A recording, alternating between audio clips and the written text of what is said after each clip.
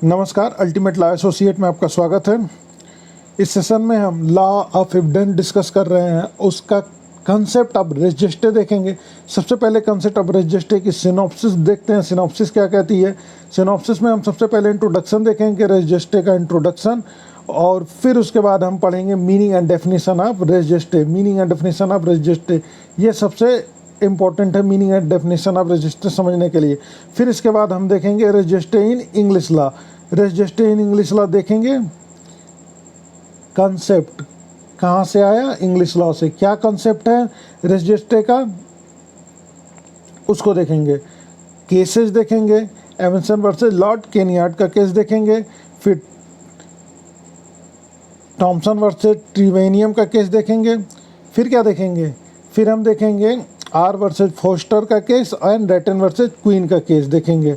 Number 4 पे देखेंगे essentials of res gestae. Essentials of res gestae में ये 4 एसेंशियल्स हैं। पहला है प्रॉक्सिमिटी ऑफ टाइम, दूसरा यूनिटी ऑफ प्लेस, तीसरा कम्युनिटी ऑफ पर्पस और चौथा कंटिन्यूटी ऑफ एक्शन। ये चारों को देखेंगे और इसमें सबसे इम्पोर्टेंट जो है कंटिन्यूटी ऑफ एक्शन, इसको भी देखेंगे क्योंकि ये समझना बहुत ज़रूरी है, तभी रेस जेस्टे समझ में आएगा। अब आगे चलते हैं।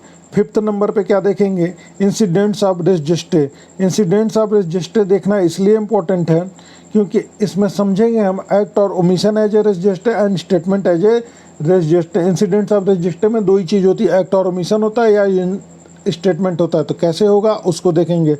फिर नंबर 6 पे है हमारा concept of res gestae under Indian Evidence Act 1872। इसमें क्या देखेंगे? इसमें हम देखेंगे सेक्शन 6 किसका? इंडियन एविडेंस एक्ट का सेक्शन 6 देखेंगे इंडियन एविडेंस एक्ट। इसमें क्या देखेंगे? Forming part of same transaction देखेंगे। क्या देखेंगे इसमें? Forming part of same transaction. फिर इसके बाद क्या समझने की कोशिश करेंगे? Meaning of transaction. फिर उस मीनिंग ऑफ ट्रांजेक्शन के बाद हम देखने की कोशिश करेंगे meaning of same transaction. Meaning of same transaction के बाद meaning of forming part of same transaction. ये meaning of the forming part of same transaction. अब 7 नंबर पॉइंट पे क्या आता है? ओकेजन, कॉज और effect as a res gestae. इसमें meaning of occasion, meaning of cause और इफेक्ट देखेंगे। और 8 नंबर पे motive, preparation and conduct as a res gestae. इसमें meaning of motive, meaning of preparation and meaning of conduct. 9 number कहता है कि explanatory और introductory fact as a res gestae. Meaning of explanation and meaning of introduction इसमें discuss करेंगे। 10वें number पे हम section 14 of Indian Evidence Act को डिस्कस करेंगे। किसका सेक्शन 14? इंडियन एविडेंस एक्ट का सेक्शन 14 डिस्कस करेंगे। इंडियन एविडेंस एक्ट का सेक्शन 14। इसमें क्या देखेंगे? स्टेट ऑफ माइंड और ऑफ बॉडी और bodily feeling as a res gestae. और 11 नंबर पे हम कमेंट देखेंगे। कमेंट में क्या देखेंगे? Status of res gestae in present. Present में रेस जेस्टे का स्टेटस क्या है, इसको देखेंगे। अब हम इसको डिटेल में देखते हैं। इंट्रोडक्शन से स्टार्ट करते हैं। इंट्रोडक्शन में देखेंगे क्या? न्यायालय के समझ जब कोई मुकदमा जाता है तो उसकी एक फैक्ट स्टोरी होती है जो बहुत से तथ्यों पर आधारित होती है। इसमें या तो एक्ट और ओमिशन होता है या कोई ना कोई डिक्लेरेशन होता है, जिससे फैक्ट स्टोरी ऑफ केस स्पष्ट हो जाती, क्लियर हो जाती है फैक्ट स्टोरी ऑफ केस उस एक्ट और ओमिशन और डिक्लेरेशन से। जैसे एक एग्जांपल से समझने की कोशिश करते हैं। ए ने बी को मोटरसाइकिल से कुचल दिया। कुचलने के बाद या तो वो चिल्लाया होगा या दोनों चिल्लाए होंगे या कोई आवाज़ हुई होगी जो उस घटना के तुरंत पहले या तुरंत बाद हुई होगी। ये अब तुरंत बाद एक वर्ड यूज किया मैंने, तो तुरंत बाद क्या होता है? जिस परिस्थिति में मैनिपुलेशन की संभावना ना हो वह घटना के तुरंत बाद की स्थिति होती है। यही घटना के तुरंत बाद या तुरंत पहले वाली स्थिति में जो एक्ट और ओमिशन होता है या डिक्लेरेशन होता है वही रेस जेस्टे में आएगा। अब आते हैं मीनिंग देखते हैं। मीनिंग ऑफ रेस जेस्टे को देखने की कोशिश करते हैं। मीनिंग ऑफ रेस जेस्टे क्या है? तो मीनिंग ऑफ रेस जेस्टे देखते हैं। Res gestae is a Latin word. Res means thing, res mean thing and gestae mean done. तो रेस जेस्टे मीन्स क्या हो गया? Thing done, things done. ये क्या हो गया? Res gestae. इस प्रकार रेस जेस्टे का अर्थ थिंग्स डन और statement made in the course of transaction से है। किससे है? Statement made in course of transaction. Statement made in the course of transaction से है। ट्रांजैक्शन के दौरान किया गया कार्य या की गई बातें, ये रजिस्टर में आएगा। ट्रांजैक्शन के दौरान किया गया कार्य या की गई बातें। अब एग्जाम्पल से समझने की कोशिश करते हैं। ए बी की हत्या करता है। इस हत्या के दौरान किया गया कार्य और की गई बातें दोनों शामिल हैं। यदि कोई आवाज़ सुनता है लेकिन घटना को नहीं देख पाता तो क्या होगा? इसमें पहला यह होगा कि वह व्यक्ति जो अपराध किया उसकी हरकतें एवं गतिविधियाँ देखा जाएगा, जो या जिससे वह क्लोज्ड या जिसके साथ अपराध हो रहा है उसकी गतिविधियाँ या हरकतें, और आसपास खड़े व्यक्ति की गतिविधियाँ या हरकतें देखी जाएंगी।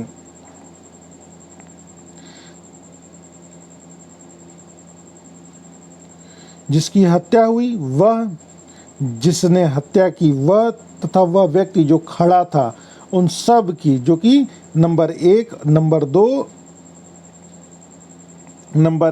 2 और नंबर 3 में आते हैं, इन सब की हरकतें तथा गतिविधियां एवं स्टेटमेंट, जो कि डिक्लेरेशन कही जाएगी, रजिस्टर के अंतर्गत आएंगे। क्या क्या रजिस्टर के अंतर्गत आएगा? वह व्यक्ति जो अपराध कर रहा है उसकी हरकतें एवं गतिविधियां, वह व्यक्ति जिसके साथ अपराध हो रहा है जिससे वह क्लोज्ड है उसकी हरकतें एवं गतिविधियां, और पास खड़े व्यक्ति की हरकतें तथा गतिविधियां, ये सब रजिस्टर में आएंगी।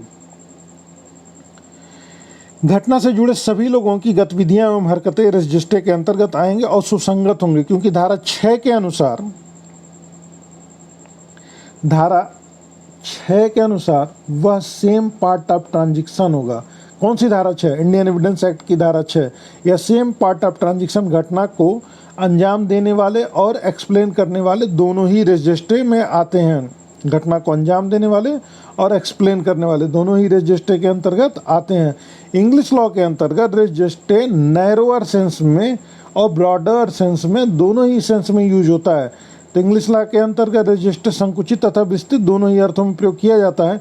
नैरो सेंस में इसका अर्थ forming part of same transaction से लिया जाता है। नैरो सेंस में इसका अर्थ किससे लिया जाता है? Forming part of same transaction से लिया जाता है। तथा ब्रॉडर सेंस में इसका किससे लिया जाता है? ब्रॉडर सेंस में इसका अर्थ उन सभी तथ्यों से है जो ट्रांजैक्शन को एक्सप्लेन करते हैं। ब्रॉडर सेंस में किससे है?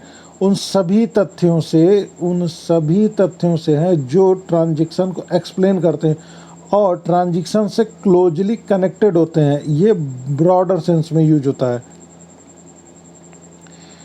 वैसे इसका निर्धारण घटना के श्रृंखलाओं को आधार मानकर किया जाता है, परंतु यदि कोई तथ्य घटना के तुरंत बाद होने के बावजूद भी एडल्ट्रेट है तो वह forming part of same transaction नहीं होगा। मतलब कि एडल्ट्रेशन नहीं होना चाहिए। एडल्ट्रेशन अगर होता है तो forming part of same transaction नहीं होगा, तो एडल्ट्रेशन की पॉसिबिलिटी नहीं होनी चाहिए।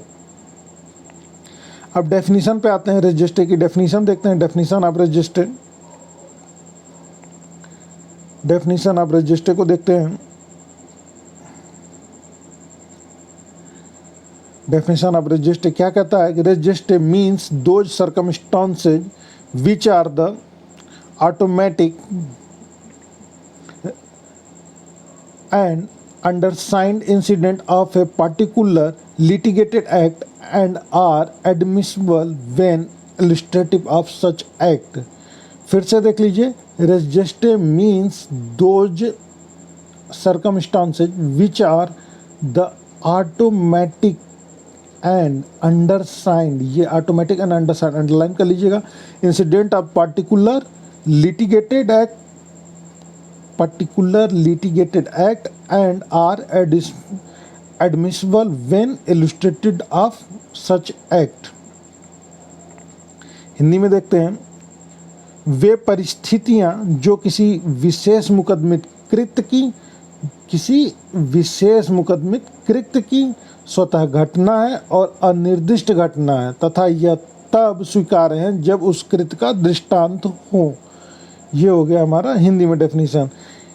रजिस्टर पद को उन परिस्थितियों के रूप में माना जा सकता है जो किसी वाद से संबंधित किसी कार्य की स्वचालित, स्वतः या सहज और अनाशयित घटनाएं हैं और जो उस समय ग्राह्य होती हैं जब ऐसे कार्य को स्पष्ट करती हैं। ये वुडरोफ एंड आमिर अली की डेफिनेशन है। वुडरूफ एंड आमिर अली की डेफिनेशन है रेस जस्टे की क्या है? Res gestae means those circumstances which are the automatic and undersigned incident of a particular litigated act and are admissible when illustrative of such act. वे परिस्थितियाँ जो किसी विशेष मुकदमे कृत्य की स्वतः घटना है और अनिर्दिष्ट घटना है तथा यह तब स्वीकार्य है जब उस कृत्य का दृष्टांत हो। Concept of res gestae in English law, एक न्यू टॉप हेडिंग में इसको हम पढ़ेंगे। Concept of res gestae in English law, English law में रेस जस्टे के कंसेप्ट को देखेंगे। देखते हैं क्या है इंग्लिश लॉ में। यह कंसेप्ट 1805 में सबसे पहले एविसन वर्सेस लॉर्ड कैनियड के केस में लॉर्ड जस्टिस होल्ट ने प्रतिपादित किया। उन्होंने कहा कि रेस जस्टे वह परिस्थितियां होती हैं जो घटना को एक्सप्लेन करती हैं, लेकिन घटना को एक्सप्लेन करना ही रेस जस्टे नहीं हो जाता, बल्कि उन परिस्थितियों को घटना से क्लोजली कनेक्टेड भी होना चाहिए। ऐसा लॉर्ड होल्ट ने प्रतिपादित किया। किस केस में? एविसन वर्सेस लॉर्ड कैनियड के केस में। रेस जस्टे वे परिस्थितियां होती हैं जो घटना से ऑटोमेटिकली कनेक्टेड होती हैं। Automatically connection rule of common man prudent के द्वारा डिसाइड किया जाएगा, क्योंकि यही डिसाइड कर सकता है कि कनेक्टिविटी जो है वो मैनिपुलेटेड है या नहीं। एक आम आदमी की सोच से ही उसे डिसाइड किया जा सकता है कि उस परिस्थितियों में मैनिपुलेशन हुआ है या नहीं हुआ है। अब एक केस देखते हैं। अगला केस आर वर्सेस फोस्टर का केस जो 1834 का है। इस मामले में गवाह ने भागता हुआ ट्रक देखा था, घटना को नहीं देखा था, लेकिन न्यायालय ने एक ही समव्यवहार का भाग होने के कारण ऐसे अनुचित साक्ष्य को स्वीकार किया। न्यायालय ने कहा कि वे तथ्य जो घटना के घटित होते हुए हैं तथा तुरंत बाद हुए हैं, फैक्ट एंड इशू को बताते हैं, मतलब घटना की कहानी को बयां करते हैं। यदि कोई इंसिडेंट फैक्ट एंड इशू को एक्सप्लेन करता है कि वह परिस्थिति ही घटना को बता देती है या वह परिस्थिति जो घटना को एक्सप्लेन करे, रेस जस्टे कहा जाता है। नेक्स्ट केस देखते हैं। रेटन वर्सेस क्वीन का केस है। इस प्रकरण में एक लड़की ने टेलीफोन ऑपरेटर से पुलिस सहायता की मांग की, अपना पता बताया और अचानक कॉल कट गई। 5 मिनट के अंदर उस स्थान पर पुलिस पहुंच गई और एक स्त्री का शव पाया। पुलिस के कुछ ही समय में पहुंचने, शव प्राप्त करने और टेलीफोन करके पुलिस मांगने के तथ्य एक ही समव्यवहार के भाग माने गए। न्यायालय ने निर्धारित किया कि वे सभी परिस्थितियां यदि घटना को एक्सप्लेन करते हैं, साथ ही साथ क्लोजली कनेक्टेड भी हों और एक ही स्कीम के पार्ट हों, तो वह रेस जस्टे होंगे। स्कीम का पार्ट होने के वजह से क्लोजली कनेक्टेड होगा ही होगा। इसका तात्पर्य है कि घटने में कनेक्टिविटी होनी ही चाहिए। अब अगला केस देखते हैं थॉमसन वर्सेस ट्रिवेनियन का। थॉमसन वर्सेस ट्रिवेनियन का केस में क्या हेल्ड किया गया कि declaration accompanying an act are receivable in explanation thereof. यदि कोई कृत्य परिस्थिति, घटना की परिस्थिति या घटना को एक्सप्लेन करे तो वह रेस जस्टे का पार्ट होगा। फैक्ट क्या था इस केस का? हस्बैंड ने अपने वाइफ पर धारदार हथियार से वार किया, लेकिन वाइफ मरती नहीं है। हस्बैंड ने कहा कि मैंने हमला तो किया, मगर ये नहीं चाहता था कि वाइफ मर जाए। महिला का भागना, पड़ोसी से कहना, चिल्लाना, ये सब रेस जस्टे का पार्ट माना गया। अब आते हैं एसेंशियल्स ऑफ रेस जस्टे पे। एसेंशियल्स ऑफ रेस जस्टे देखते हैं हम। एसेंशियल्स ऑफ रेस जस्टे ये बहुत ही इंपॉर्टेंट है। एसेंशियल्स ऑफ रेस जस्टे में 4 पॉइंट डिस्कस करेंगे। Proximity of time, unity of place, community of purpose and continuity of action. ये 4 पॉइंट हम डिस्कस करेंगे इसमें। इंग्लिश लॉ में रेस जस्टे के उपरोक्त 4 तत्व प्रतिपादित किए गए। कौन कौन से? Proximity of time, unity of place, community of purpose and continuity of action. ये 4 पॉइंट जो हैं ये इंग्लिश लॉ में प्रतिपादित हैं। हाडू वर्सेस स्टेट के बाद में भारत में कोर्ट ने उपरोक्त चारों तत्वों की उपस्थिति fact forming part of same transaction के लिए आवश्यक माना। इस वाद में न्यायालय ने निर्धारित किया कि जो कुछ धारा 6 भारतीय साक्ष्य अधिनियम के अधीन ग्राह्य है वह ऐसा तथ्य होगा जो विवादक तथ्य से उसी समव्यवहार के अंग के रूप में संबंधित होगा।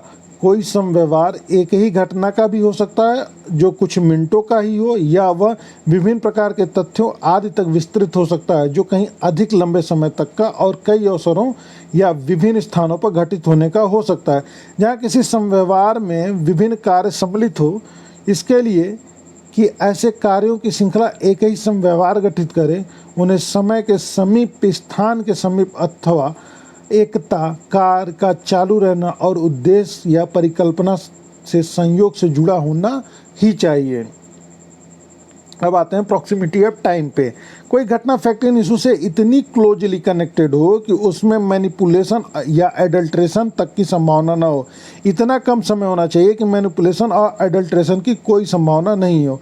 एग्जाम्पल से समझने की कोशिश करते हैं। ए ने बी को बंदूक से गोली मार दी। गोली मारते समय जितनी भी घटनाएं घटित हुई, उस समय के सभी स्टेटमेंट किसी व्यक्ति की वहाँ उपस्थिति, गोली चलाने वाले जिस व्यक्ति पर गोली चली वह तथा अन्य व्यक्तियों के कार्य तथा कथन जो इस घटना से जुड़े हुए हैं क्लोजली कनेक्टेड कहलाएंगे और रजिस्टर में farming a part of the same transaction माने जाएंगे। अब आते हैं सेकंड बी पॉइंट, क्या देखते हैं, यूनिटी ऑफ प्लेस देखते हैं unity of place. Unity of place देखते हैं। यूनिटी ऑफ प्लेस क्या कहता है? घटना के अलग अलग स्थानों पर होने के बावजूद भी एक दूसरे से सभी मामलों का जुड़ा होना आवश्यक है। यही यूनिटी ऑफ प्लेस का स्कीम से जुड़ा हुआ होना चाहिए। स्कीम से जुड़ा हुआ हर प्लेस यूनिटी ऑफ प्लेस होगा। घटना का स्कीम सामान्य मनुष्य के बोध क्षमता से डिसाइड होगा, न कि लॉ के द्वारा। मामले के सभी स्थान एक दूसरे से जुड़े हों ताकि घटना को अंजाम दिया जा सके। अब थर्ड पॉइंट देखते हैं, community of purpose.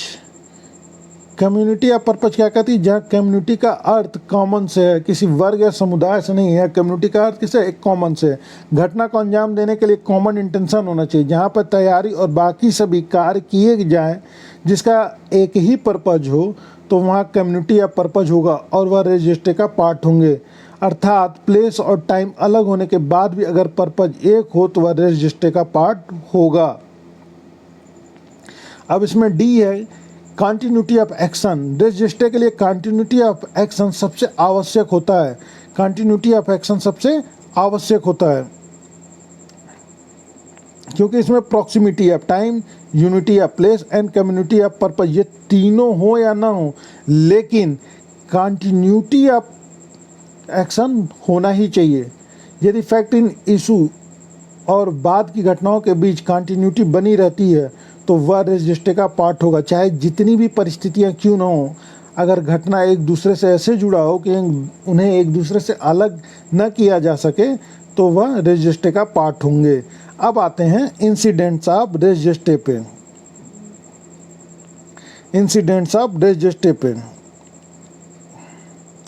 Incidents of register. Incidents of register में दो चीज़ें आती हैं, एक्ट और ओमिशन आता है। एक्ट और ओमिशन आता है और दूसरा क्या आता है? स्टेटमेंट आता है। तो एक्ट और ओमिशन एज ए रजिस्टर देखेंगे और स्टेटमेंट एज ए रजिस्टर देखेंगे। चलिए एक्ट और ओमिशन एज ए रजिस्टर देखते हैं, जो कि सेक्शन 6 इंडियन एविडेंस एक्ट के इलस्ट्रेशन ए और बी दोनों में है।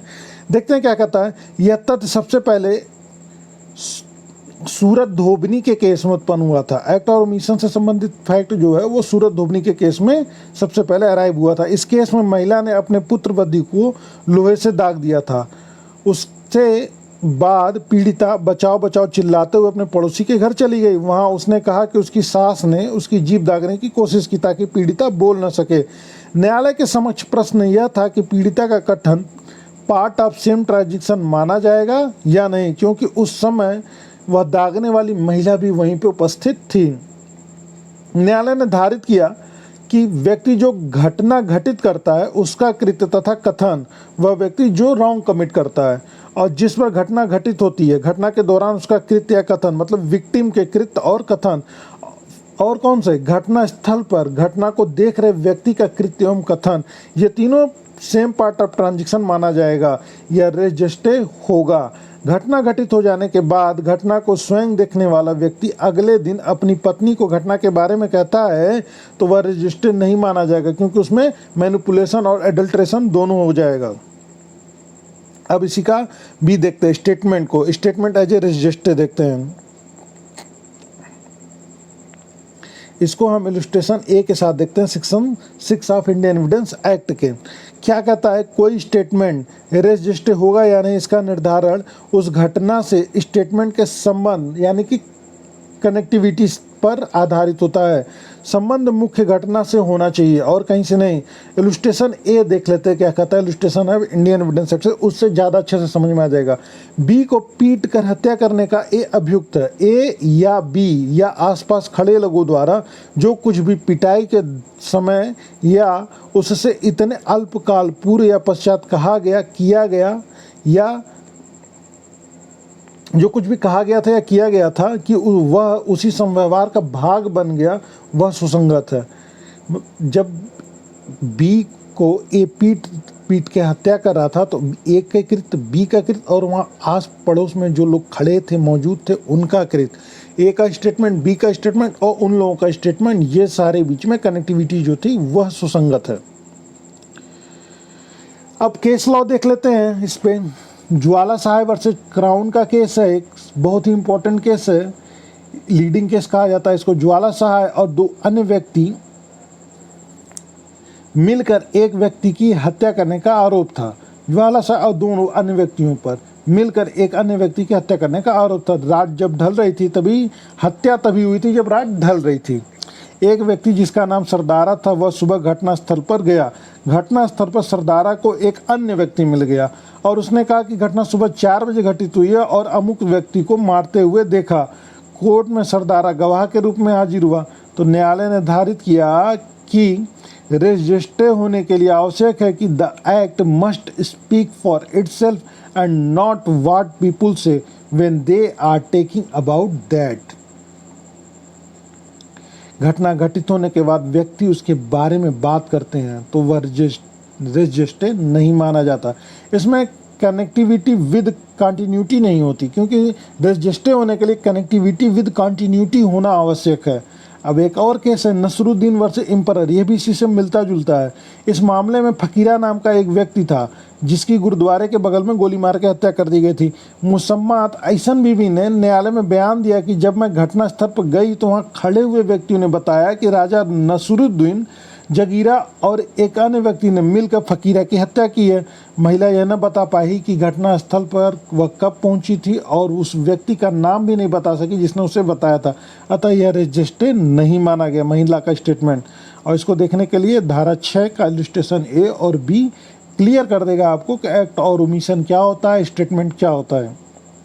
रजिस्टर का ये पार्ट 1 था, काफ़ी लंबा वीडियो हो जाता है, इसलिए नेक्स्ट पार्ट में आपको register in Indian Evidence act, Indian law क्या है उसे डिस्कस करेंगे। आपको ये वीडियो कैसा लगा ज़रूर बताएं और हमारे चैनल को सब्सक्राइब कर लें अगर अच्छा लगा, और ज़्यादा से ज़्यादा शेयर करें। हाँ, और हमारे टेलीग्राम लिंक से जुड़ने के लिए आप t.me/सिविल जज टाइप करके आप खोज सकते हैं, या फिर टेलीग्राम के सर्च बॉक्स में सिविल जज बिना स्पेस के सिविल जज टाइप कीजिए, आप हमारे टेलीग्राम से जुड़ जाएंगे। लिंक डिस्क्रिप्शन बॉक्स में दे दी जाएगी। धन्यवाद।